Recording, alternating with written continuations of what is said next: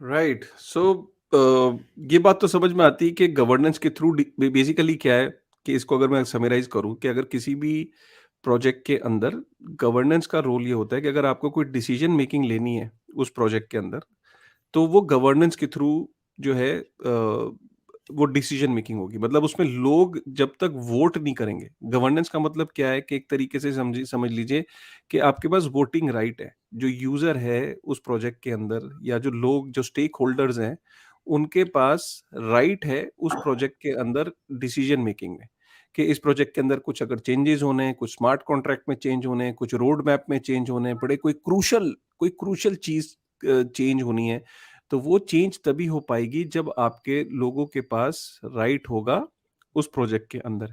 अब ये राइट आपको कागज में लिख के तो मिल नहीं सकता कि कोई अग्रीमेंट के टोकन है आपका कहीं पे बेस्ड और उसने आपको अग्रीमेंट में लिख के दे दिया और आपका विषय, तो यहाँ पे अग्रीमेंट नहीं होता।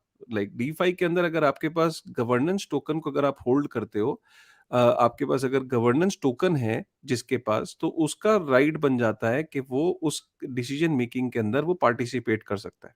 ये गवर्नेंस का रोल होता है। ये रोल ज़रूरी क्यों है? क्योंकि जब हम कहते हैं डिसेंट्रलाइज्ड फाइनेंस या हम जब कहते हैं डीफाई या हम कहते हैं डिसेंट्रलाइजेशन इज़ द फ्यूचर, तो डिसेंट्रलाइजेशन का मतलब ही यही है कि वहाँ पे कोई सेंट्रल एंटिटी नहीं है। सेंट्रल एंटिटी डिसीजन मेकर नहीं है। किसी भी प्रोजेक्ट का जो फ्यूचर होता है, तो प्रोजेक्ट्स हमेशा जब शुरुआत करते हैं तो वो सेंट्रलाइज तरीके से करते हैं। सेंट्रलाइज तरीके का मतलब क्या है? एक फाउंडिंग टीम होती है, तो डे वन से सब सब कुछ डिसेंट्रलाइज नहीं होता है। अगर आप देखें तो गवर्नेंस ऐसा नहीं होता है कि डे वन से गवर्नेंस होती है, डे वन से कोई गवर्नेंस टोकन इशू कर देता है।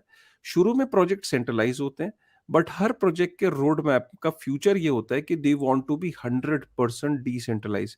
जब कोई प्रोजेक्ट ये क्लेम करता है अपने रोड मैप पे कि वो 100% डिसेंट्रलाइज होना चाहता है, उसका सिर्फ एक ही पर्पस है, वो ये कहना चाह रहा है कि फ्यूचर में वो गवर्नेंस टोकन्स को इशू करेंगे या उनके जो एग्जिस्टिंग टोकन्स हैं उसको किस तरीके से वो गवर्नेंस मॉडल पे ले आएंगे, ताकि फ्यूचर में वो इस प्रोजेक्ट से हट जाएँगे और उसके बाद जो जो प्रोजेक्ट है उसको लोग मिलके करेंगे। क्लासिक एग्ज़ाम्पल इथेरियम का है।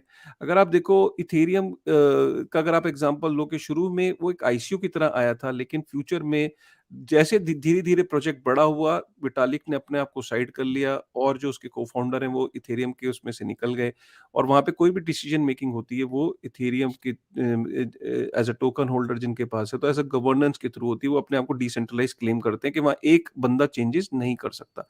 यूनिस्वैप एक क्लासिक एग्ज़ाम्पल है और भी हमने एग्ज़ाम्पल देखे जिसमें डीवाई डीएक्स को हम एक क्लासिक एग्ज़ाम्पल